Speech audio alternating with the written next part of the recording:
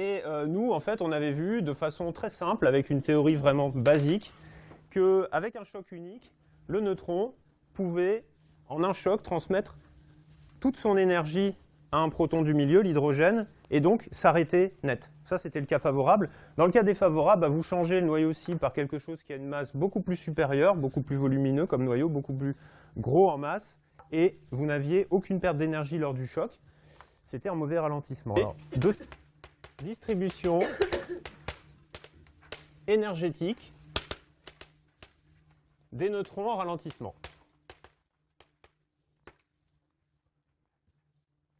Alors, dans ce chapitre 6, je vous donne d'emblée le plan parce que ça vous permettra de mieux vous repérer dans tous nos déboires théoriques. La première partie, son but, ça va être de déterminer cette grandeur, la densité énergétique de flux en ralentissement. Alors, on va presque calculer directement cette grandeur, on va simplement la multiplier par la section efficace macroscopique de diffusion et on va appeler ce produit la densité de collision.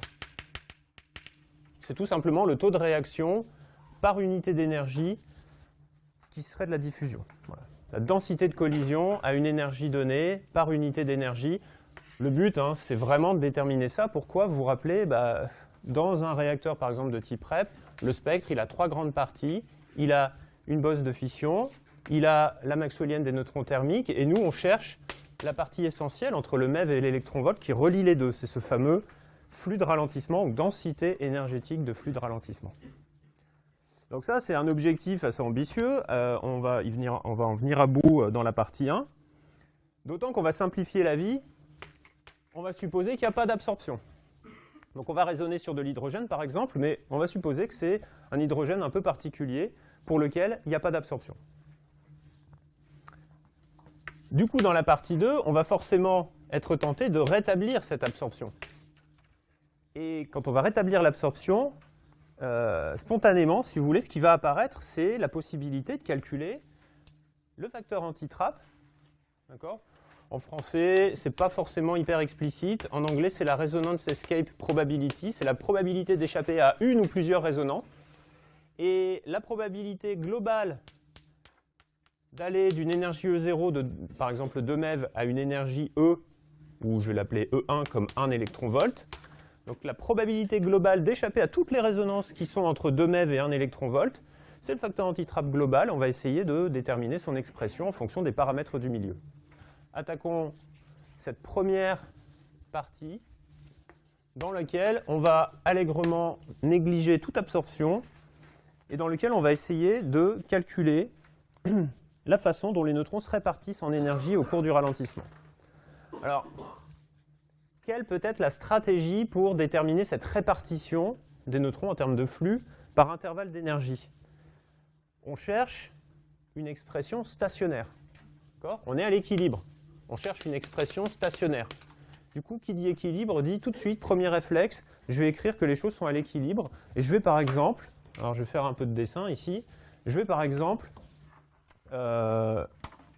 représenter l'axe des énergies, choisir un intervalle d'énergie et dire que dans cet intervalle, rien ne change, c'est-à-dire qu'il n'y a autant de neutrons qui arrivent des énergies supérieures que de neutrons qui partent vers les énergies inférieures. Et puis en écrivant ça, j'ose espérer que dans cette démarche de bilan neutronique, une expression, une équation apparaîtra pour me donner l'expression de phi de E. Je vais essayer de bien dessiner, ce qui n'est pas évident. Hop, voilà, donc je vais représenter les énergies de cette façon-là. On va partir de E0. Généralement, on le prend égal à 2 MeV. Et à cette énergie de 2 MeV, on a l'intensité d'une source volumique par centimètre cube par seconde, qui est la source de neutrons rapides de 2 MeV qui sont injectés dans le milieu. On va raisonner par unité de volume, par centimètre cube et par seconde.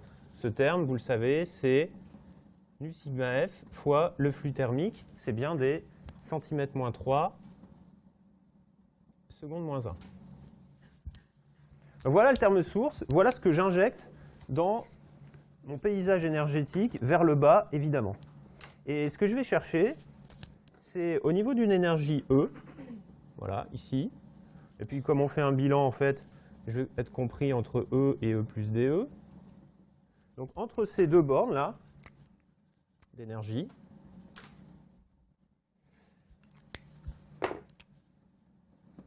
je vais d'abord regarder en centimètres moins 3 secondes moins 1 tout ce qui arrive des énergies supérieures. Alors premier constat, ça peut être des arrivées directes de E0 dans cet intervalle.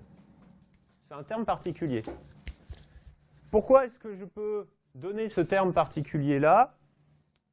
Parce que je suis dans l'hydrogène, hein, donc je précise que je me place sans absorption. Et puis le premier cas, le plus simple, A égale 1, c'est-à-dire que je suis dans le cas de l'hydrogène. Pourquoi est-ce que je précise ça? C'est l'occasion de vous rappeler la loi de probabilité qui permet, partant de E0, d'aller jusqu'à l'énergie E lors d'un choc à l'énergie E0. Le choc, il a lieu ici. Et vous savez que la distribution de probabilité, elle est plate jusqu'à une énergie alpha E0. Alors avec l'hydrogène, c'est très facile, parce que alpha E0, il vaut 0. Alpha, le paramètre de choc, vaut 0. Autrement dit, ma densité de probabilité, elle est constante jusqu'à l'énergie nulle. Donc, le moindre choc peut m'annuler, en fait, l'amener jusqu'à notre seuil. Hein. D'ailleurs, je vais le mettre. Le seuil en dessous duquel on ne sait pas trop ce qui se passe, mais du point de vue du MeV, 1 électron-volt, ce n'est pas très différent de 0, donc peut m'amener de 2 MeV au seuil. Alors, à part ce cas particulier qu'il faudra traiter du choc direct qui va de E0 à E, aussi petit E soit-il, hein, du fait de alpha, j'ai un cas général où, en fait, il peut y avoir transit par une ou plusieurs énergies intermédiaires que je vais appeler, pour être hyper original, E'. Donc, il va y avoir un passage dans cet intervalle, par exemple, en 2 fois, hein, juste un passage ici, et ensuite, ça, c'est l'ensemble des arrivées. Okay, je vais les noter comme ça. C'est les arrivées dans DE. À l'énergie E, mais dans DE. Voilà. Et tous ces termes d'arrivée dont on va établir l'expression, je vais les égaler en centimètres moins 3 secondes moins 1 au départ. Les départs, c'est une diffusion subie dans l'intervalle DE qui m'emmène n'importe où, plus bas, en dehors de cet intervalle. Donc c'est les départs de DE. Bon, maintenant que j'ai fait mon petit dessin, je vais me reposer un peu dessus pour écrire les petites équations. D'abord, le nombre d'arrivées dans cet intervalle. Mon premier terme, ça va être celui-là, ce qui part de S0. Donc je vais écrire que c'est S0, mais attention, tout ce qui part de S0 n'arrive pas dans DE. Quelle est la probabilité? Et si vous comprenez ce petit calcul, on va le refaire à peu près une dizaine de fois, ça sera gagné. Donc concentrez-vous bien sur ce premier problème qui ressemble à tous les autres par la suite. Quelle est la probabilité qu'un neutron qui subit un choc à l'énergie de MeV, hein, c'est ça, arrive à l'issue de ce choc dans cet intervalle DE? Si vous voulez, je vous fais le dessin. E. Quelle est la probabilité d'aller là-dedans après un choc ici? Ouais, DE la largeur sur la largeur totale de l'intervalle. Ouais, puisque la densité de probabilité est constante. Donc c'est DE sur... C'est-à-dire que je vis cet intervalle DE sur un intervalle complet qui est E0 moins alpha E0. Mais je suis dans le cas de l'hydrogène. Autrement dit, ce terme-là, il est nul. Donc c'est DE sur E0. Utilisation élémentaire de cette densité de probabilité. Alors pour compliquer les choses, on va le faire sur une énergie E', n'importe laquelle. Il suffit de transposer cette expression. Dans le cas de l'énergie E' ici, quand je pars de là, parce que peu importe ce qui s'est passé avant, moi ce que je veux c'est compter ici ce taux de déplacement de neutrons vers l'intervalle DE qui me convient. Quelle est la source équivalente à S0 du point de vue de l'intervalle DE'? Il n'y a pas de fission. Je suppose que toutes les fissions sont induites par les neutrons thermiques et partent de 2 MeV.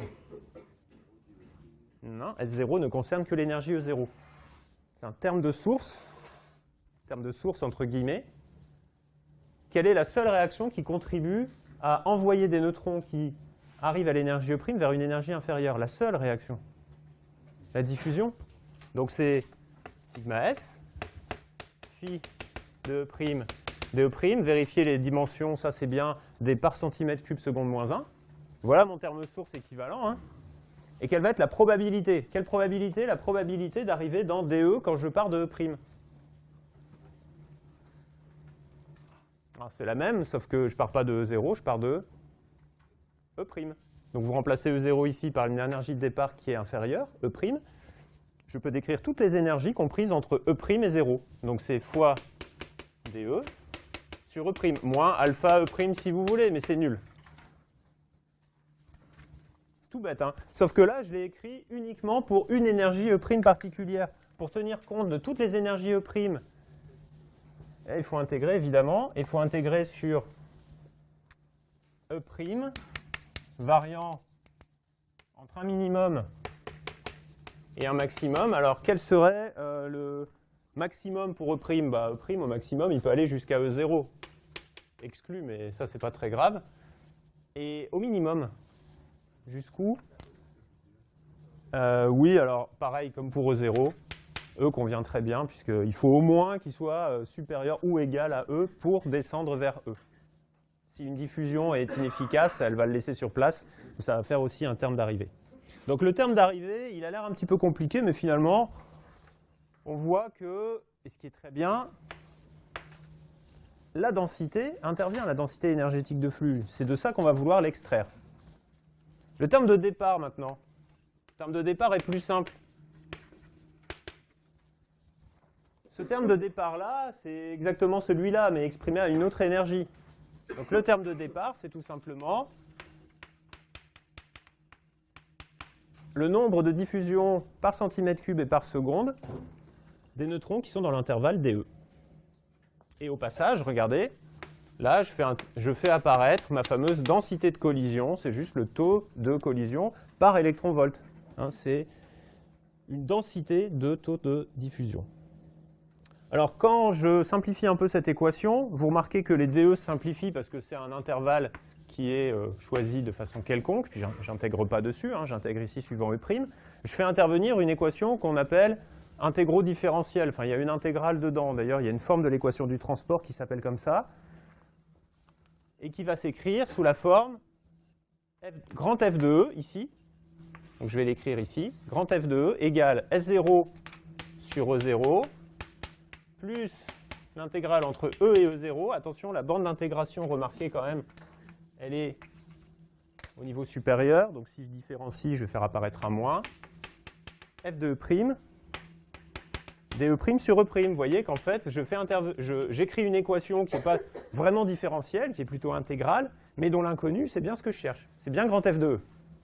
Donc qu'est-ce que je vais faire? Je vais la différencier, ça sera plus simple. La différencier, ça veut dire que dF de E, ça va être égal à, ça c'est une constante, et en différenciant l'intégrale disparaît avec un signe moins maintenant parce que E est dans la borne inférieure. Donc ça va me faire moins grand F de E fois dE sur E. Hein, le coût de la borne, mettez ça de côté si ça vous choque, je vous assure qu'il n'y a pas d'embrouille. Et on fait apparaître en fait ici des différentiels logarithmiques, c'est-à-dire que la différentielle logarithmique de grand FE est égale à moins la différentielle logarithmique de E. À cause de ce signe moins, quand vous avez deux logarithmes identiques, hein, là en différentiel, vous pouvez écrire que grand F de E, c'est donc une constante sur E. C'est la fonction 1 sur E en fait. Donc on a trouvé un petit peu notre résultat. Grand F de E varie en 1 sur E. Je crois que je vous l'avais déjà un petit peu annoncé. Maintenant, on en est sûr. C'est une constante, que je ne connais pas encore, sur E. Et je vous rappelle que ça, c'est proportionnel à phi de E. Donc, le flux de ralentissement, il a une dépendance très simple, c'est en 1 sur E. Premier constat, quand l'énergie diminue pendant le ralentissement, que fait phi de E? Il augmente, d'accord? L'énergie diminue, phi de E en ralentissement augmente. Est-ce que ça vous paraît cohérent, cette histoire? C'est bizarre, je pars d'une source, je ralentis les neutrons, il n'y a pas d'absorption. Pas d'absorption, donc il n'y a pas de consommation en cours du ralentissement encore pour l'instant. Mais la densité énergétique augmente. Alors ce n'est pas le flux, hein. La densité énergétique, c'est le flux par unité d'énergie. Et ce qui se passe, c'est que vous partez de flux élevés de la bosse de fission à des énergies du MEV, vous ralentissez, rappelez-vous le problème du calcul du nombre de chocs moyen, et vous restreignez l'intervalle restant pour stocker des neutrons. Donc vous créez une sorte d'embouteillage de neutrons qui ralentissent, ralentissent, ralentissent, sont alimentés à des énergies supérieures et trouvent de moins en moins d'intervalles d'énergie larges aux énergies inférieures pour se stocker. Donc il y a une forme d'embouteillage de neutrons, les neutrons ralentissent, comme dans un bouchon, et s'accumule par électron-volt, il y en a de plus en plus. Évidemment, ça ne veut pas dire que vous produisez des neutrons supplémentaires au cours du ralentissement. Donc cette variation ne me choque pas. Je suis curieux de voir l'expression de cette constante. J'espère que des paramètres vont intervenir et vont renforcer un petit peu mon interprétation d'un embouteillage. D'accord? On va voir ça. Le seul problème qui nous reste pour l'instant, c'est déterminer cette constante. Mais regardez, avant de différencier, parce que là, quand j'ai différencié, j'ai supprimé cette constante, j'ai viré une information que je vais réutiliser ici. Quand grand E est égal à E0, que vaut la densité de collision à l'énergie de départ? Cette intégrale est nulle, donc grand F de E0 vaut S0 sur E0. Donc, dans notre cas élémentaire de l'hydrogène, la constante, c'est forcément S0, pour que j'ai une expression correcte en E0. Bon, la constante là n'était pas difficile à trouver, d'accord? Si vous préférez sous cette forme, moi je préfère, j'ai la densité énergétique de flux pendant le ralentissement qui est égale à ça. Alors évidemment, plus ma source de fission va être intense, plus le flux en ralentissement qui lui est directement proportionnel sera intense. Ça me plaît. L'inverse de l'énergie, ça me plaît aussi du point de vue d'une interprétation en embouteillage, et grand sigma S aussi. Vous voyez que plus la section efficace est petite, plus le ralentissement est fastidieux et peu probable, plus il va y avoir à une énergie donnée de neutrons qui seront en instance de ralentissement et qui vont s'embouteiller. Donc chacun des termes ici, pour moi, me paraît tout à fait logique. Bon, on n'aurait peut-être pas pu écrire ça d'emblée, hein. Le bilan, il faut un peu l'écrire pour le trouver. Alors ça c'est très bien, mais je vous rappelle quand même que on s'est pour l'instant limité, non content de complètement négliger l'absorption, on s'est concentré sur uniquement l'hydrogène. J'aimerais bien généraliser ça dans le cas où A est strictement supérieur à 1. Alors ça paraît pas trop compliqué, à la seule petite problématique que alpha, ici, ne sera plus égal à 0, va être strictement supérieur à 0. Autrement dit, ma densité de ralentissement, ma densité de probabilité de ralentissement va avoir une borne ici, alpha E0 minimum, lors de chaque choc, qui va être strictement positif. Je vais interdire des valeurs trop faibles d'énergie lors d'un choc. Je vais uniquement pouvoir arroser cette région des énergies. Alors en quoi ça pose un problème? Ça pose un problème pour déterminer la constante ici, parce que l'équation dans l'hydrogène ou dans un milieu plus lourd que l'hydrogène, elle va résulter du même bilan. Donc je vais avoir le même terme intégral.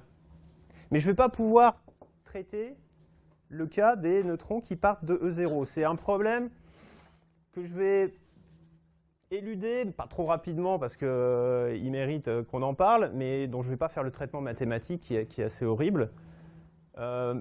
Essayez de vous faire comprendre quel est le problème de ce terme ici dans le cas plus général. Dans ce cas plus général, imaginez qu'on parte d'une énergie E0. Donc vous supposez que vous avez un grand nombre de neutrons à cette énergie E0 et que vous regardez la façon dont ils se distribuent. On va se placer dans, allez, mettons A égale 12, alpha à peu près égale 0,72, on va se placer dans le graphite, un matériau modérateur par excellence. Donc vous voyez, par rapport à, je suis quand même loin de 0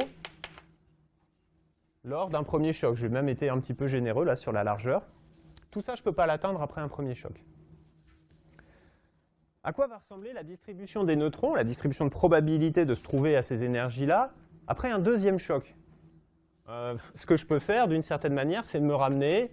Je vous mettrai une illustration dans l'après-cours qui sera sans doute mieux dessinée. Alors évidemment, ce sont des données qui restent ultra confidentielles. D'ailleurs, cette étude est tellement confidentielle qu'il n'y a que moi qui m'en sers. Je vais me ramener à, par exemple, 5 énergies élémentaires centrées sur chacun de ces intervalles-là. Et pour chacune de ces énergies élémentaires, je vais dire, bah, celle-là, elle va ralentir de E0 ou un peu moins de E0 jusqu'à alpha fois un peu moins de E0. Donc, l'air est forcément moins grande, hein, donc il faut que je parte plus petit, voilà. Donc, cette partie-là, cette énergie-là, elle a ralenti, elle est passée en jaune, c'est-à-dire qu'elle a subi un deuxième choc. Après le deuxième choc, j'ai cette contribution-là. Cette deuxième énergie-là, je vais partir de là. Après le deuxième choc, les neutrons vont aller jusqu'à cette énergie-là fois alpha, cette énergie-là, donc un peu plus bas encore, etc., etc. Donc pour celle-là, rebelote. Pour celle-là, bah, ces neutrons-là, d'énergie-là, vont arroser toute cette zone-là. Et cette dernière catégorie de neutrons d'énergie la plus basse vont aller jusqu'ici. Alors après, on peut s'amuser à repasser en jaune en sommant les contributions. Voilà. Puis après, en redescendant comme ça, hop, hop, hop, hop, hop. Voilà, vous avez en gros, si je la repasse de cette façon-là, l'allure, un peu biscornue, hein, de la distribution des neutrons après le deuxième choc. Et vous voyez qu'ils vont jusqu'à alpha, cette énergie, qui était une énergie de départ, donc ils vont jusqu'à alpha carré E0. Et c'est ça le problème un petit peu pénible, vraiment casse-pied, c'est que la borne inférieure dépend du numéro du choc. Sauf qu'à force de faire ce petit exercice-là, vous allez avoir la première distribution jusqu'à alpha E0, vous allez avoir la deuxième jusqu'à alpha carré E0, alpha 0, alpha carré E0, vous allez en faire une troisième jusqu'à alpha cube, etc., etc. Et au bout d'un moment, ça va quand même converger cette histoire. Non, ne regardez pas. Partez, méchant, salaud. C'est mes histogrammes. Surtout celui-là, là. C'est à moi. Et ce qu'on va faire comme hypothèse, nous, c'est qu'on refait cette équation bilan, sans gros calcul, hein, juste pour que vous compreniez le principe. On va refaire cette équation bilan, mais en supposant qu'on est déjà à un nombre suffisamment grand, 3, 4 chocs, ou plutôt 3, 4 fois la perte d'énergie maximale. Mais la perte d'énergie, elle dépend de l'énergie initiale, donc on l'exprime plutôt en termes de 3 à 4 fois le gain maximal de léthargie, en raisonnant en léthargie. Bref, qu'on se place à des énergies suffisamment inférieures à E0 pour que toute cette histoire de transitoire soit oubliée. Alors ces transitoires vraiment casse-pieds, on les appelle les transitoires du nom du physicien qui a travaillé dessus, les transitoires de Placzek. Vous pourrez aller regarder un peu la littérature pour vous rendre compte à nouveau que c'est en kikinant, mais c'est pas si gênant que ça. Plaçons-nous à des énergies suffisamment basses devant 2 MeV. Donc à partir de maintenant, considérez que E0, bah, il est inférieur au MeV. Il est de quelques centaines de keV et le tour est joué. D'accord ? L'équation bilan ne va pas changer. La forme générale de la solution ne va pas changer.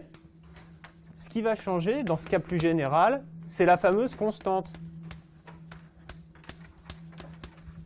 Ça risque de ne pas juste être S0. Ici, la constante là, on avait déterminé que c'était S0 grâce au premier terme, mais le premier terme, on n'en tient pas compte. On se place à l'équilibre de ce ralentissement.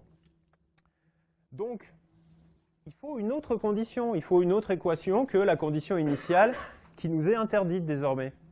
On va introduire une deuxième équation. Il va falloir trouver autre chose que notre premier réflexe qui était d'écrire un équilibre, de dire c'est stationnaire. C'est un très bon réflexe, d'ailleurs ça a marché. Et c'est ce qu'on appelle d'ailleurs la première équation du ralentissement, cette affaire. Première équation du ralentissement qui écrit l'équilibre énergétique de la densité énergétique de flux des neutrons, c'est ce qu'on appelle la première équation du ralentissement. On va essayer d'en écrire une deuxième, ou plutôt d'écrire une autre relation, toujours dans le même espace, là, un électron-volt, toujours pour une énergie E donnée. D'accord? Je m'intéresse toujours à l'énergie E. Mais vous remarquez qu'ici, je ne dessine pas d'intervalle DE. Je ne vais pas faire un bilan sur un intervalle delta E d'énergie. Je vais essayer d'exploiter quelque chose qui fait toujours partie de nos hypothèses, qui est resté un peu discret pour l'instant. C'est juste qu'il n'y avait pas de grand sigma A, on n'utilisait que grand sigma S, mais qui va impliquer quelque chose de beaucoup plus fort qu'on n'a pas exprimé encore, l'absence d'absorption. Qu'est-ce que ça veut dire sur une grandeur qui caractériserait un peu le débit? Vous voyez, imaginez une rivière, il y a un débit. Là, si ça c'est une rivière, le débit il est le même partout. Même si je monte assez haut en amont ou que je descends assez bas en aval, le débit va être le même partout. Pourquoi? Parce qu'il n'y a pas d'absorption. Dans une rivière, ça correspondrait à des embranchements, des trous d'eau, Là, je le fais tranquille, c'est à titre pédagogique, c'est pour expliquer. Ce taux de ralentissement, on le note, petit q, taux de ralentissement, et il est aussi en centimètres moins 3, secondes moins 1. C'est aussi un taux volumique. D'accord? Sauf que loin de E0, assez loin de E0, pour les raisons que je vous ai expliquées, donc par exemple toujours entre E' plus D' et E', l'idée c'est de définir ce qu'est réellement ce débit dont on sent qu'il doit être constant. Et ce taux de ralentissement, c'est tout simplement le nombre de neutrons par centimètre cube et par seconde à une énergie E qui viennent d'une énergie strictement supérieure à E et qui, hop, un peu comme des moutons qui sautent au-dessus d'une barrière, je ne veux pas vous endormir, attention, mais passent d'une énergie strictement supérieure à E à une énergie strictement inférieure. Voilà. Et c'est cette quantité-là, alors vous dites, oh là là là là, mais quelle définition alambiquée, comment est-ce qu'on va définir ça? Vous allez voir avec notre loi très simple de densité de probabilité, ça va être très simple. Donc on exploite aussi la simplicité de notre choc élastique pour définir quelque chose comme ça, c'est-à-dire le taux de neutrons qui, venant de n'importe quelle énergie E', à condition que E' soit strictement supérieur à E, vont vers une énergie E seconde qui est strictement inférieure à E.